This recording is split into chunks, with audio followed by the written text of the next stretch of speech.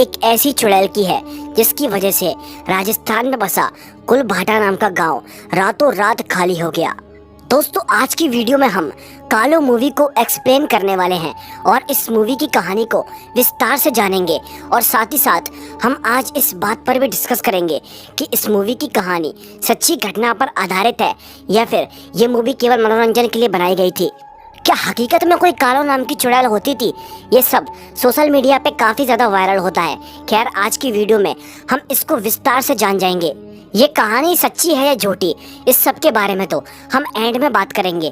पहले हम इस मूवी की कहानी को जानते हैं। तो चलिए बिना टाइम वेस्ट की शुरू करते हैं कालो 2010 की एक बहुत ही खौफनाक मूवी। मूवी की कहानी शुरू होती है और हमको बताया जाता है कालो के बारे में। चारों तरफ रेगिस्तान से घिरा हुआ गांव कुलभाटा 18वीं सदी में एक कालो नाम की डायन के आतंक से परेशान हो जाता है। एक दिन गांव वालों ने उसे मारकर जमीन के नीचे गाड़ दिया। कालो का आतंक खत्म हो गया, लेकिन उसका डर कुलभाटा में अभी भी जिंदा था। कुछ एक लोगों ने कालो को फिर से देखने का दावा किया और फाइनली एक रात ऐसी भी आई। कालो के फिर से जिंदा हो जाने के डर से गांव वालों ने रातों रात कुलभाटा को खाली कर दिया। बताया जाता है कि 250 साल से कुलभाटा के अंदर कोई भी नहीं जाता। ये गांव पूरी तरीके से सुनसान हो चुका है और कहा जाता है कि कालो इस बार और भी ज्यादा शक्तिशाली हो चुकी है। एनीवेज, उसके बाद हम मूवी की कहानी को देखते हैं, जहां कुछ कर्मचारी कुलभाटा के अंदर काम कर रहे थे, लेकिन तभी उन कर्मचारियों के ऊपर कालो अटैक कर देती है और एक एक को जान से मार डालती है। इसके बाद कहानी प्रेजेंट में आ जाती है और हम एक समीर नाम के व्यक्ति को देखते हैं, जो कि अपने गांव जा रहा था बहुत सारी बारूद को लेकर। गांव में पानी की कमी होने की वजह से समीर को कुआं खोदकर काफी सारा पानी निकालना था, जिससे कि गांव में कभी भी पानी की कमी ना पड़े। समीर अभी अपनी बस का इंतजार कर रहा था और तभी इतने में फाइनली उसकी बस भी आ जाती है। दोस्तों, समीर के अलावा बस के अंदर काफी सारे पैसेंजर्स बैठे हुए थे। कोई कुलदेवी जा रहा था तो कोई कहीं और जा रहा था, और इसी के साथ साथ बस के अंदर एक पैसेंजर थी जिसका नाम था सोना, जो कि इस मूवी की लीड एक्ट्रेस भी मानी जाती है। समीर उसी छोटी सी बच्ची के बगल में जाकर बैठ जाता है। उसके बाद तभी सभी लोग जब बस के अंदर चढ़ जाते हैं तो वहां से बस रवाना हो जाती है अपनी मंजिल की ओर। लेकिन दोस्तों, इसी बीच यहाँ से डर और दहशत की शुरुआत होती है। हम देखते हैं कि कुछ पैसेंजर्स इसी बस का इंतजार कर रहे थे कुलभाटा वाले रास्ते पर, लेकिन तभी कालो उन लोगों को आकर मार देती है। जब बस वहाँ पर पहुँचती है तो वो पाते हैं कि उन पैसेंजर्स का सामान रखा हुआ था और वो सभी पैसेंजर्स कालो के हाथों मारे गए थे। खैर, उसके बाद तभी सभी के सभी लोग वहां से आगे बढ़ने ही वाले होते हैं कि तभी जिस रास्ते से वो जाने वाले थे उस रास्ते पर इतना लंबा और इतना गहरा गड्ढा बन चुका था कि अब उनकी बस उस रास्ते पर से नहीं जा सकती थी। भाई, सभी लोग काफी डर जाते हैं, आखिर अब ये गड्ढा कहाँ से आ गया। खैर, उसके बाद तभी बस का ड्राइवर बोलता है कि एक दूसरा रास्ता है जहाँ पर से हम अपनी मंजिल तक पहुँच सकते हैं, और वो ये भी बताता है कि वो रास्ता कुलभाटा से जाता है। कुलभाटा का नाम सुनकर पंडित जी के चेहरे पर एक अजीब सा डर महसूस हो रहा था। पंडित जी सभी लोगों से कहते हैं कि हम उस रास्ते से नहीं जाएंगे, वो रास्ता कुलभाटा से जाता है। कहते हैं कि जो कोई भी कुलभाटा से गया है वो आज तक जिंदा वापस नहीं लौटा। लेकिन सभी के सभी लोग पंडित जी की बातों पर ज़्यादा खास गौर नहीं करते और फिर उसी रास्ते से चलने के लिए तैयार हो जाते हैं, क्योंकि अब और कोई दूसरा रास्ता तो था ही नहीं। और जब ये लोग अपनी बस को कुलभाटा की तरफ मोड़ते हैं तभी दहशत होना शुरू हो जाती है।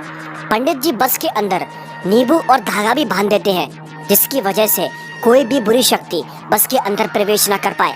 खैर, उनकी बस अभी आगे की ओर बढ़ती जा रही थी कि तभी कुलभाटा में घुसने की वजह से कालो उनकी बस को पंचर कर देती है। बस का टायर पंचर होते ही कुछ लोग उसको ठीक करने के लिए नीचे उतरते हैं, लेकिन वो लोग ही सबसे बड़ी गलती कर रहे थे, क्योंकि कालो तो खुद ही उनको बस से नीचे उतारना चाहती थी, क्योंकि उस टोटके की वजह से वो उस बस के अंदर प्रवेश नहीं कर पा रही थी। उन लोगों के अलावा भी बस के अंदर से और भी लोग बाहर उतरते जाते हैं। पंडित जी सभी लोगों से मना करते हैं, इन्हें गाड़ी से बाहर नहीं जाना चाहिए, ये नहीं जानते कि कितनी बड़ी मुसीबत को मोल ले रहे हैं। खैर, सभी लोग हंसी मजाक करते हुए नीचे उतर जाते हैं। और यहीं से शुरू होता है इनकी मौत का सिलसिला। सभी लोग अलग अलग दिशा में बढ़ जाते हैं और उसी बीच कालो एक छोटू नाम के आदमी को जान से खत्म कर देती है। छोटू के मरने का दुख उसके दोस्तों को काफी था और तभी उसकी लाश को बस के ऊपर बांध दिया जाता है, क्योंकि वहाँ पर कोई भी ऐसी सुविधा नहीं थी जिसकी मदद से वो किसी एम्बुलेंस को या किसी को बुलवाकर उसकी लाश को पोस्टमार्टम के लिए भेज दें। कहीं ना कहीं अब उन लोगों को ये रियलाइज हो रहा था कि इस रास्ते पर आकर उनने बहुत बड़ी गलती कर दी है। इसी बीच तभी हम देखते हैं बस ड्राइवर को भी कालो बस के अंदर से अपने साथ ले जाती है।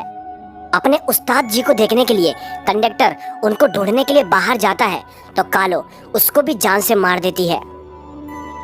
बस के पैसेंजर्स काफी हैरान हो गए थे, क्योंकि ना तो अब बस ड्राइवर का पता था और ना ही बस कंडक्टर का।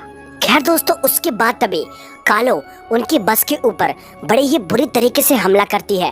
वो बस के सारे कांच को तोड़ देती है और इसी बीच हम कालो का वो भयानक सा चेहरा देख पाते हैं जो कि अपनी जुबान से बस को चाट रही थी, यानी कि वो एक इशारा कर रही थी। उसको सोना चाहिए थी क्योंकि वो गांव की बच्चियों को मारकर उनकी बलि चढ़ाती थी और वो उसी बच्ची को लेने के लिए आई थी। खैर बस के सारे पैसेंजर्स सोना को नीचे उतारने की बात करते हैं, लेकिन समीर सोना को बचा लेता है। वो उन लोगों से कहता है कि ये कहीं भी नहीं जाएगी। खैर उसके बाद तभी उसी बस का एक पैसेंजर उस बस को चलाने की बात करता है और सभी लोगों को यहाँ से निकालने की बात करता है। वो बस को चलाना शुरू कर देता है, लेकिन थोड़ा सा आगे जाते ही कालो उस बस के ऊपर हमला करती है और वो इस बार अपने खंजर से उस बस के सारे संतुलन को बिगाड़ देती है, जिसकी वजह से वो बस उसी जगह पर क्रैश हो जाती है। खैर सभी पैसेंजर्स बस से नीचे उतरते हैं और नीचे उतरते ही कुछ पैसेंजर्स को तो कालो जान से खत्म कर देती है और कुछ लोग बचते हैं और वो एक झोपड़ी के पास जाकर छुप जाते हैं। वहां जाकर समीर एक जीप के सहारे कालो को रोकने की कोशिश करता है, लेकिन ऐसा कुछ होता नहीं है। समीर के वहां जाते ही गुड्डू और उसका दोस्त सोना को कालो के पास छोड़ देते हैं, जिस वजह से कालो उसके पास आती है। लेकिन जैसे तैसे करके समीर उसकी जान को बचाकर उसे वापस ले आता है और वो उन दोनों को भी बहुत मारता है और कहता है कि सोना से हाथ लगाया तो कालो से पहले मैं उसकी जान ले लूंगा। खैर धीरे धीरे करके एक एक करके सभी लोग मारे जाते हैं और बस केवल 4 ही लोग बचते हैं। कालो उन पर हमला करती है, लेकिन इसी बीच पंडित जी अपनी जान को गंवाकर वहां बहुत बड़ा ब्लास्ट करवा देते हैं, जिस वजह से कालो पूरी तरीके से जल जाती है। लेकिन हैरानी की बात तो ये थी कि कालो अभी भी मरी नहीं थी और वो पंडित जी की वाइफ को भी जान से मार देती है। मूवी के एंड में बस केवल 2 लोग बचते हैं, समीर और सोना। कालो एंड में सोना को ले जाने की बहुत कोशिश करती है और समीर को भी बहुत मारती है और एंड मौके पर वो सोना को वहां से लेकर ही जा रही थी कि तभी समीर हनुमान जी का नाम लेकर कालो की आंखें फोड़ देता है और उसके खंजर से उसी के ऊपर वार कर देता है, क्योंकि कालो का अंत केवल उसी के खंजर से हो सकता था और अब ऐसा हो चुका था। तभी वो उस बारूद के जरिए कालो को उड़ा देता है, जिस वजह से वो कालो हमेशा हमेशा के लिए खत्म हो जाती है। कालो के मरते ही समीर और सोना वापस वहां से अपने गांव लौट जाते हैं। उनके जाते ही इस मूवी का दी एंड हो जाता है। अब बात करते हैं ये मूवी सच्ची घटना पर आधारित है या फिर इसकी कहानी बिल्कुल एकदम फेक है। वैसे तो काफी सारे लोग इस कहानी को सच्ची बताते हैं और कहते हैं कि कुलबाटा के अंदर कालो नाम की चुड़ैल हकीकत में घूमती है। वैसे यार मैं इस कहानी को कुछ हद तक सच मानता हूँ, क्योंकि हकीकत में कुलबाटा नाम का कोई गांव हुआ करता था और उस गांव को कुछ लोग खाली कर वहां से चले गए थे। कालो नाम की एक डायन हकीकत में हुआ करती थी, जो कि जवान बच्चियों की बलि चढ़ाकर खुद को अमर करना चाहती थी। लेकिन ये बात काफी पुरानी है, लेकिन अगर बात की जाए आज के दौर की तो मुझे नहीं लगता कि कालो जैसी कोई भी चुड़ैल या कोई डायन इस दुनिया के अंदर होगी। दोस्तों अब ये कहानी सच्ची है या अंधविश्वास, इसके बारे में तो मैंने आपको बता दिया। अब ये आप डिसाइड करिए, आप इस कहानी को सच्चा मानते हैं या फिर ये कहानी को फेक मानते हैं। दुनिया में 2 तरह के लोग होते हैं, कुछ लोग इस कहानी को सच्चा भी मानते हैं तो वहीं कुछ लोग इस कहानी को झूठी भी मानते हैं। खैर आप किन लोगों में से हैं? आपकी इस कहानी पर क्या राय है? मुझे अपनी राय कमेंट करके ज़रूर बताइएगा।